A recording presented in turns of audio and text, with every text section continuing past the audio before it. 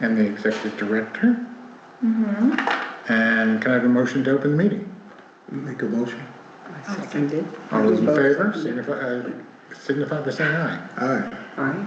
Aye. No, I'm sorry. Aye.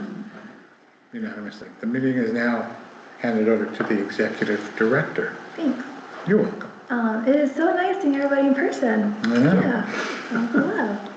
Hello. So the planning board's meeting at 6:30, and Teresa likes to set everything up. So we'll be out of here 6:10 the latest, I believe. But our agenda is really just kind of discussion tonight. We have a couple things to talk about with the budget, and then I want to talk about, there's a pro-housing grant I want to discuss quickly. Next year, kind of what next year will look like, and then I think if anyone else has topics they want to bring up, we can do that. So first, You want me to talk about the budget? no, not yet, because we approved the August minutes. Oh, can I get a motion to approve the August minutes? I'll make that motion. Second it. All those in favor, signify by saying aye. Aye. Aye. Anyone opposed? No. Great. Okay, so talking about the budget, I'm gonna pass it back to you. So this has been a really rough budget. We did not give the full amount that we, meaning the budget group, BEA, did not give us, meaning us, the money that we had asked for Hudson Roots. What was the original ask, 45? 45. Last year we got 40. 40. Yeah, And we ended up giving 25. or 20, I think. 20, I can't even remember, it was debated back and forth. Yeah. It's 20. There were others who wanted to get nothing. It's been a tough budget, as you may have followed in some fashion. Every department took cuts except the police. Well, let me rephrase it. Every department took cuts, including the police, but every department actually is getting less than they got last year, except police and the new parking division. It was a very tough budget. And there's not much more to say. I mean, it was hard to kind of, it hurt to cut things like that because we do so few social things anyway, you know. But it's a bare bones budget. Revenues did not meet expectations last year for a number of things, including the total parking screw up, among others. The cannabis tax has not panned out to be what we had hoped it would be. Things like that. So What's wrong with the I mean, why is the cannabis? you're not smoking enough weed, Rebecca. Actually, I was just hearing about California. In California, Governor Newsom just agreed to reduce the tax amount to the sellers because I guess this is what's happening in California, according to NPR, is that Street sales. well, yeah, exactly, like because it's so much more expensive in the shops that people are just buying from other people instead, and so the reduction of the tax is an attempt to like Went back to the old way. I get people into the But stores. the idea being that more people will then go to the stores, so maybe Yeah. that'll bring up the revenue. Well, you know, we got screwed at one point when the Office of Cannabis Management, also known as OCM, decided that of the 4% we were guaranteed, 1% should go to the county. Which was just like, what? Where's that for? And they do nothing. All they do is cut the check to us. So we over budgeted. Our revenue expectations were not ridiculously high, but more, what's the word? Overly optimistic. Overly optimistic, thank you. So that's the story. Yeah, so that's the situation. I think possible solutions. So if you look at the budget, we have like the big thing that's like the most what's fungible, like easiest to cut down is Hudson Roots, which is also like one of the most important things we do. So I think there's two approaches. One is talking to Promise and kind of get a sense of is there a way, if we don't have funding for them, can we help them fundraise? Which I've done, because I'm also on the board. Okay, we continue with that. One possibility is if SNAP is restored, they've raised some funds to compensate for the SNAP loss, that maybe they can get those contributors to transfer that to Hudson Roots. So that's one real possibility. So that would make up the difference, maybe. So that's one thing. And then, of course, that's gonna become, I'm good friends with their fundraiser. All these developments are gonna become part of their fundraising going into the next year, to just get people aware of. I mean, I was at a HTC meeting today, and even they were concerned about people not having food. At HDC? Yeah. That's saying something. I know, right? Wow. Yeah, so that's one approach. Another approach is we kind of pursue that, and we could either, so last year we gave Promise the full funds in the beginning of the year, because it's easier for them to budget when they have all the money instead of having to wait for us. And the other issue is also with HCPA, if people don't show up for meetings or they cancel, then Promise has kind of left on the hook waiting for those funds to come in. So we could discuss if we want to, you know, go ahead and give them 25,000 or whatever for the beginning of the year, and if we're able to move the budget around, then we can give them another second allotment come June. I also want to, because we're gonna have like a lot of transitions, HCPA might not be organized until February. So I would like it that we could cut the check before the end of the year.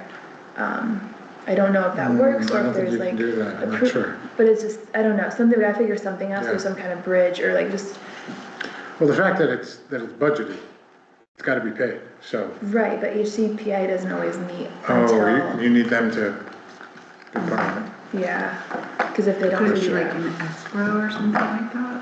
I think I'll ask Chris Shale, she's the one who would know the answers to what we Yeah. could do. Or the other thing is like we tell Promise, you know, if you have these funds until a certain point, Yeah, at least if they know you might not be getting it until mid-February, then they can plan for that, so.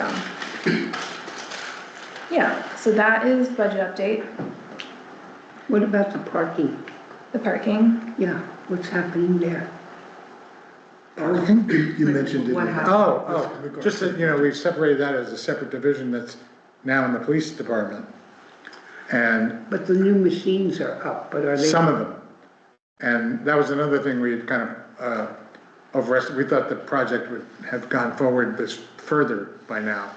It's definitely gonna increase revenue, so that's if it gets done in the next couple of months, where we switch to the QR codes and we raise the rates, it should work. And But you know, I mean, I know this is not the place for it, but I've tried to find out, that permit for $500 for the year. Yeah. From 200, don't you think that's a little, high? For is just that people who what- are working Yeah. in, you know, really minimum wage Mm. jobs that park every day where, in the back, right, not street parking. Yeah. I know what that's all about, that It's should free. be raised. it's free. What? It's free if you don't go to a meter. There are not too many places where there aren't meters. But Yeah. I can never find out when there is, you know, a Well, public meeting. It's now in the, you have to go talk to the parking people in the police station, they're in charge of that now. But the fees, you can talk to the council. So, the council president-elect, as I guess who's, you should talk to. Okay, thank you. Okay, so, ready to move on to new business? Excuse me? Can we move on to new business? Yes, you may. Okay. The first thing, there is a grant, pro-housing grant, different than the infrastructure pro-housing grant. This is a technical assistance grant, which is for studies and plans that relate to housing. It's a very simple application, but we do need council approval. There's no match for it, so it's whatever you ask for, up to 200,000 would cover the full amount. So the idea would be any types of studies or plans we want to do related to housing. My 3 ideas that I was gonna present, this is why I keep talking, we keep getting interrupted, we have this conversation. For the council, one of them is, so we did apply for a smart growth grant for about $250 or $200,000 to do rezoning. Since we finished our comp plan, next step is to update the zoning in the city and modernize it and stuff. I spoke to DOS and they said we could still apply for zoning for this grant and just let them know we also applied to the DOS grant. And if we win both and it's more money than we need, we can readjust, but those zoning grants can be really expensive, so I don't think it's bad to have more money. Another option, that's like a very, not that big of a lift, it's a smaller scale project. We've done a lot of studies in terms of needs, like for renters, in terms of price ranges and stuff. We haven't really done, and there aren't really any market studies for home ownership, for affordable home ownership in our area. So could kind of do something of what price points can people afford on wages around here, what kind of demand is there for home ownership, townhomes versus single houses, family houses, and we don't have a lot of the first time home buyer programs and down payment assistance programs that other areas have. So, you know, how could we kind of create those? And so that's something that we could pitch as an idea. The third one, it's a little more idealistic, I guess, and ambitious, but I've been thinking a lot about, and this is part of our comp plan, one of our suggestions is creating like a small revolving fund that could be used either for renters who need such like security deposits or first month's rent. Berkshire's has one that's been really successful. They have like a really close to 100% rate and people paying them back. They charge like a very low interest. So if you need, you know, so it's kind of like would be Hudson Roofs, except it'd be a loan. And it'd be more of like, you know, for those moving needs. Or it could also be used maybe for, we've been doing a lot of these grants for home rehab through the state. And they're good, but the state and the federal programs make everything so much more work than it needs to be and comes with so many rules. And what would it look like if we could have a small revolving fund for homeowners and also like local landlords, like to do like home rehab programs. If landlords did it, it'd come with like an affordability requirement. And then if homeowners did it, you know, we could figure out if you're below income, you know, or whatever. It's a much more complicated thing to pull off. But I mean, if there's a grant that we have nothing to lose by applying for it, and part of me is like, why not try? Especially as we're looking at, this is a time when like, we're losing our only housing nonprofit in the county, Galvin. And thinking about, okay, well, what can we replace? Like, we're gonna have to have new programs and initiatives, and this could be the type of thing that the Housing Trust Fund, you know, if it has, you know, $80,000, something could be used to seed some of these small revolving funds, so.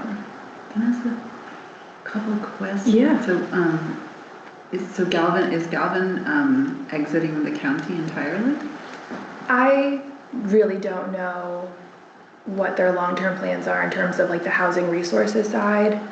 I really don't have like answers. I don't think it's unwise to think about scaling up in terms of other resources, but I don't know what they're. But you said we're losing. Well, since the Galvin, like the main, all of their real estate holdings,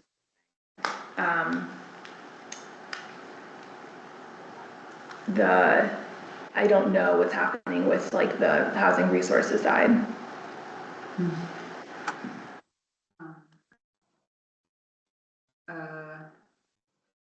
The second option that you mentioned, sorry, can you remind me what it was? Sorry, it was zoning, market study for home ownership, or like affordable home ownership, and then a revolving fund.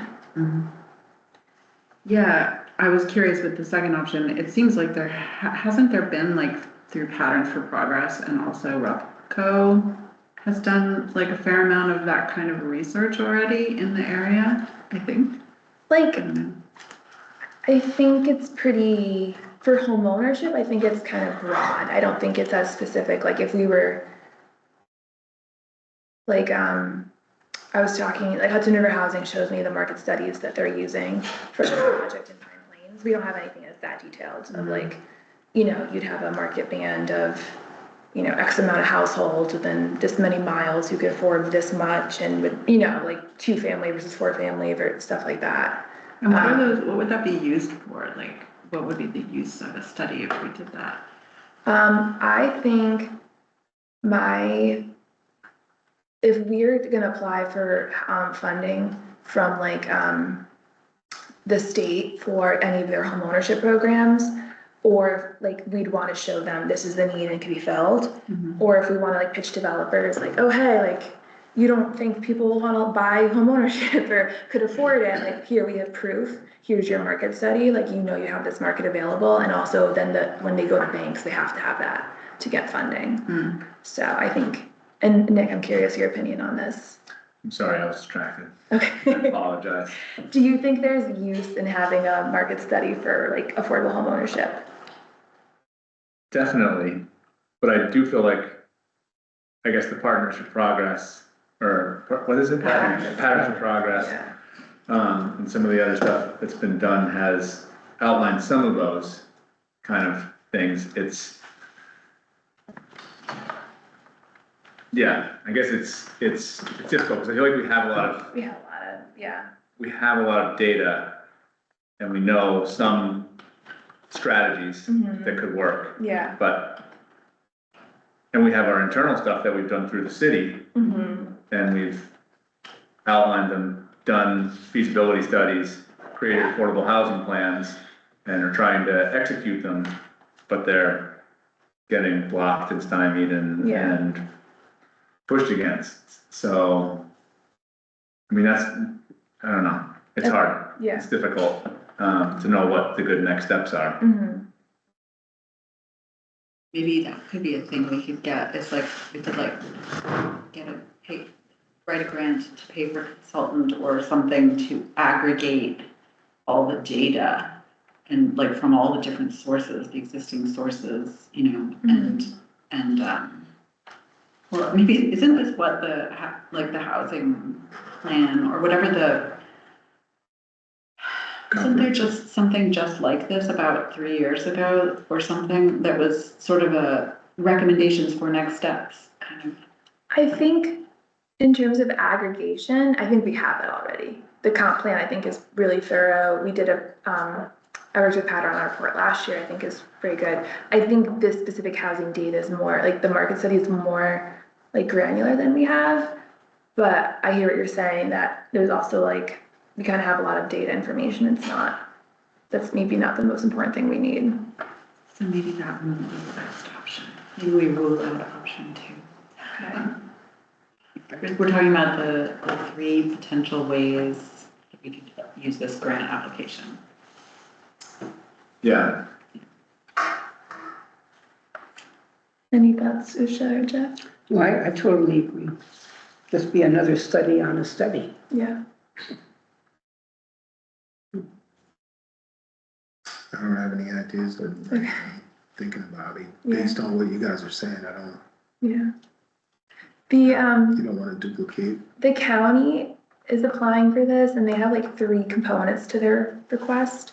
So we could also do 2, you know, and they might say, no, we're not funding one of those, or it could be like, this is the first part, like zoning and the revolving fund piece. Like, we could frame them as kind of implementation of 2 pieces from our comp plan. Can you talk more about the zoning?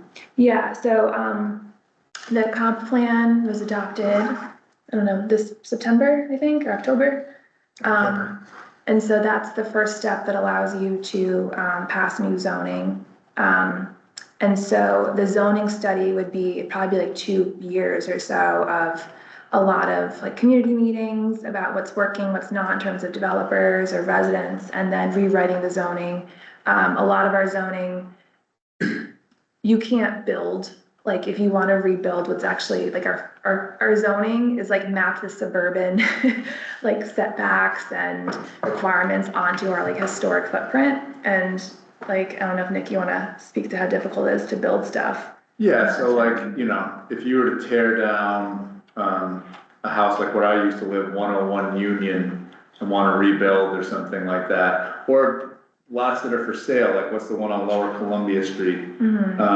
Across from the Habitat for Humanity houses, Yeah. we looked at that for looking at affordable housing, and if you tore that down, cause it's a tear down, it's in such bad shape, Yeah, the house that you could rebuild on that footprint with the setbacks, with everything that the zoning laws require, doesn't leave you any viable space to build. yeah, And so our zoning in that way restricts any kind of affordable housing. yeah, housing and also like, just like more creative commercial spaces Right. or like office usage. But how would the zoning, the new zoning laws, if you took out affordable housing, if you took that segment out, what would the zoning laws do? Wait, why would you take? Well, you're not affordable I'm taking housing? out saying, I'm just saying for discussion purposes. Okay, So one thing, it would move to what's called a form-based zoning. So you allow things to happen the way they've already happened in that neighborhood. So in other words, if something was built to the street, now you couldn't do that under the zoning, but under form-based, you certainly could because everything around it is built to the street. so Something you like work that. off whatever the template for that Yeah, property was yeah, originally. Yeah, or that it's, Or the neighborhood, yeah. instead of like saying like this is the use you can have, like if you read our zoning code, it's like, if you're, a tire shop, you can be here, if you're a, hair salon, you can't, blah, blah, blah, like, it'd be looking more at what's the impact of this property on the climate, it could be on aesthetics, it could be on transportation, and thinking about how can we make the zoning more accessible and easier to use. Like I think our development process in Hudson, if you're trying to get your fence repaired versus if you're trying to build, an 8-unit building, whatever, it's kind of clunky and it can be hard to like figure out the steps. And so kind of updating that, and then just also, thinking about more modern goals in terms of climate, in terms of, if we want to create historic preservation, like how can we make designs in the form-based code that are asking for some of that, but allowing things to be built? And thinking about some of the empty spaces we have in the city that maybe have been parking lots for a long time or something. If you open up more uses, it's more likely those could be redeveloped, stuff like that. I mean, yeah, zoning has been, it's been something that has been talked about for so long, so that seems like a really big. Which is why it's important to make it a part of the comprehensive plan, Right, to get it, because once it's there, then you can justify what you're doing next. so the comprehensive plan was adopted, what does it say about zoning currently? It creates, zoning legally is supposed to be based on a land use map. And so the land use map is the vision of like, how do we want land to be used? So for example, one of the important discussions we had like on the comprehensive plan steering committee was when you think about the waterfront, how do you want that to be used? And are you picturing more of like condos and theaters? Are you picturing more of like kids can bike around, stuff like that? And like, so the land use map might say, this is more recreational, this is more mixed use, this is more residential. And then the zoning code is what legally codifies the laws of how you implement that vision, right? So if the vision is that this is going to be park space, then the zoning code is saying you can build X, Y, Z and not this. And you're technically are not supposed to have a zoning code if you don't have an updated like land use plan, because it's kind of like creating rules without a vision for the rules. So the stage is set for the Yes. zoning. Yeah. So yeah, let's do this, let's do that. Okay, cool. Definitely. Okay, great. Moving on to the next item. So for 2026, I think we kind of had pretty clear goals from last year that I think still make sense for us in terms of focusing on like rental assistance, thinking about tenant support, like legal support, thinking about communications about housing topics. I think we can get better at that. And then long-term revenue. Is there anything else that you guys, and also we'll have a meeting in December. So this is more of like throwing this out there for you to think about for the next few weeks of things that you think maybe are working well or not working well with the Housing Trust Fund that you want us to kind of think about doing differently for 2026. So. Seems like our fundraising hasn't been, super effective. Or what? Fundraising. Fundraising. I think maybe it's the funding strategy that's more, Because I think the original strategy was getting more public revenue, and I think that context was at a different time nationally, locally, politically, and so now we kind of need a different strategy. So we don't want to discuss that right now, but that's just kind of the topic for next month, and also thinking about if this time works for folks, or if a different time works. So that's something, and then the last thing I wanted to hit on is, we technically are short a member, we're supposed to have a minimum of 6 people. So I think if we want to think about recruiting 1 or 2 new people, that'd be good. Oh, and Tom. No, you can recruit me, Oh, my time yeah, office. yeah, we can definitely recruit you. And You then, don't want me. no, we do. Of course, But we yeah. want you, Tom. So for Jeff, you just, you're still ex officio. For Usha, Rebecca, and Nick, your terms are up at the end of 2026. Wait a second, I just realized, never mind. Ex officio common council president? Yeah. Okay. You buddy. So, or a designee. No. But yeah, if we want to get some new, new energy on here, maybe younger people, some more representation of, different generations, whatever, or perspectives, just thinking about that. The process is that they submit like a letter of interest to Mm. HCPA, and HCPA has to formally accept their, nominate them. When does that need to be submitted? Or when would you like it? I think it'd be great if it was before the December HCPA meeting. Okay. Cause then we could start the new year with, keeping everyone on the same page, but it doesn't have to be at a certain point. Okay. So that's everything I had. We do have a December 10th meeting. I'll send a reminder, but does folks think that's okay? That's a Tuesday as well? I mean, a Wednesday as well? Yeah. But I'll follow up, see. And then, okay, 6 o'clock, floor is open. If you all have anything else you want to talk about. Nope. I'll apologize for getting distracted. When you talked about the Hudson Roots getting cut, I just went and looked in the budget and looked at to try to find the number. I went down the rabbit hole of the proposed 2026 budget. So I apologize. It's okay. Welcome back. Quite distracting.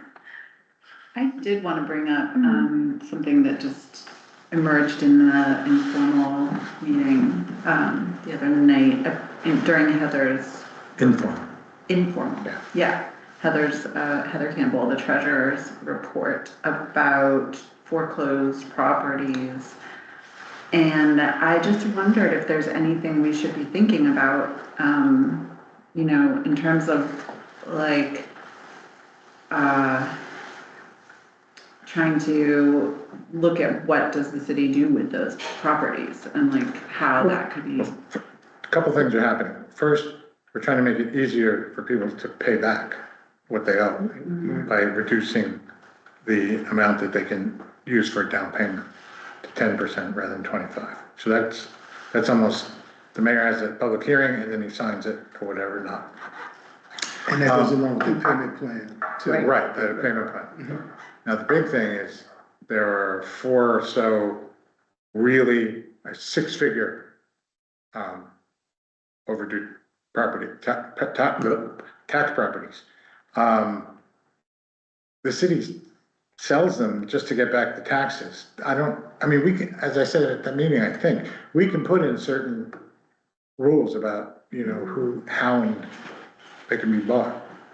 Well, the thing that's really on my mind about it, there's a couple things, but the pressing thing to me seems like, to look into ways to try to make sure that those properties are not bought by like investors, Exactly.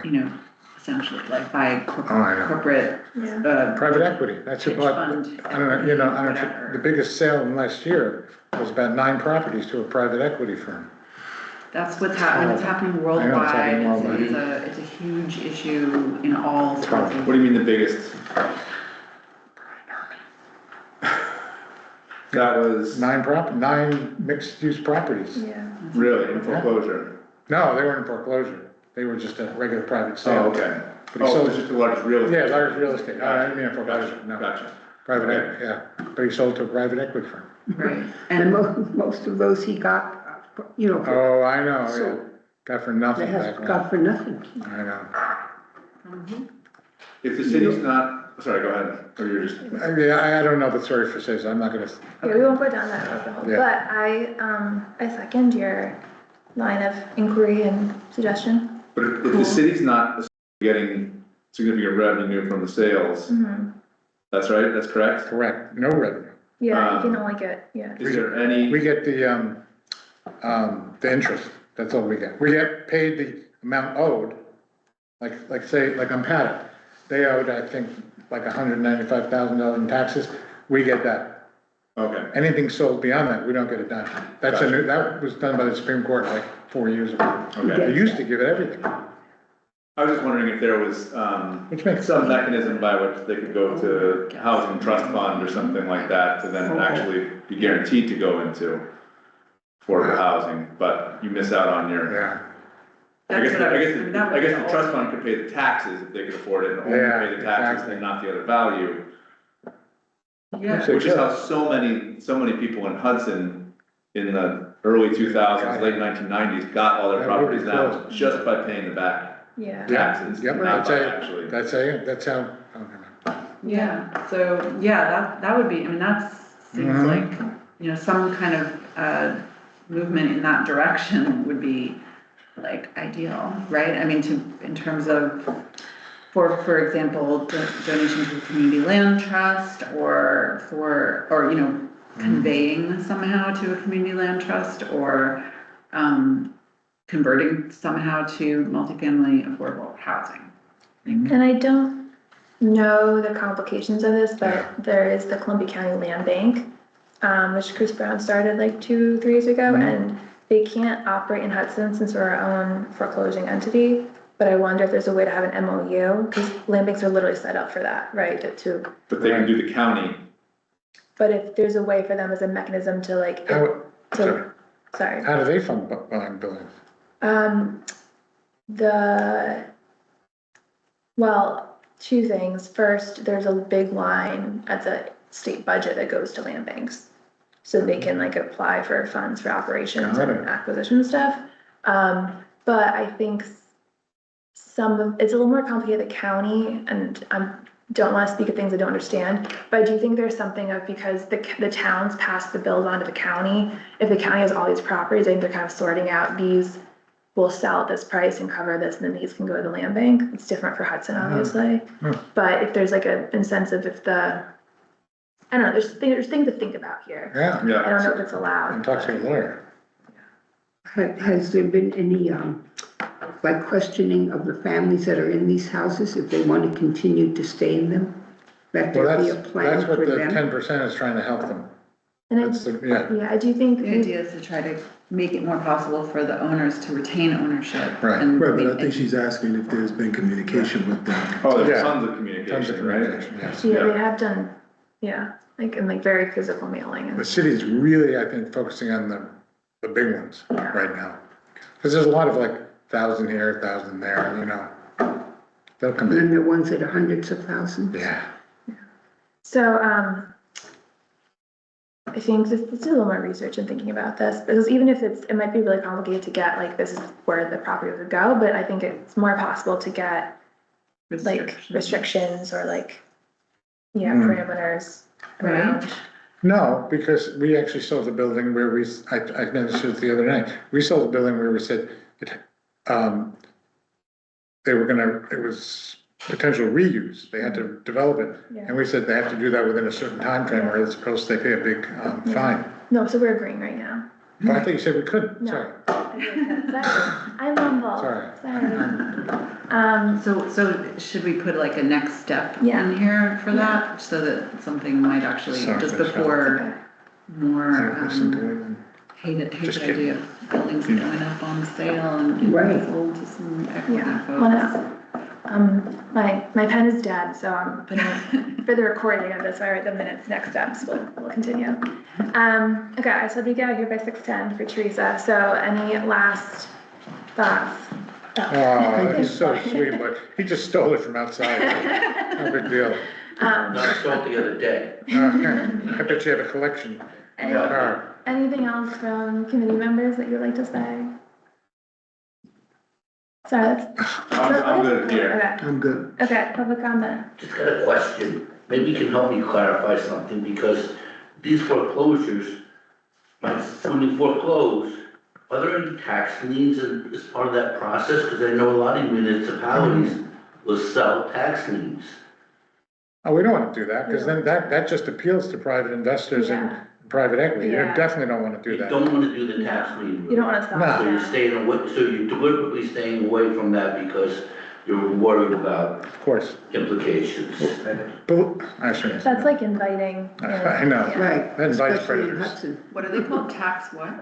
You could, Tax Tax liens, sales in other words, sell the certificates, liens, tax sell the debt. Oh, This is definitely what we don't wanna do. That's like the horror that's going on throughout the country. That's Right. what the bubble, that's what Yeah. the bubble's coming from. okay. Any other public comments? Motion to adjourn? Well, motion to adjourn. Motion. Second? Second. All those in favor? Aye. There we go, we're done. Thank you all. all.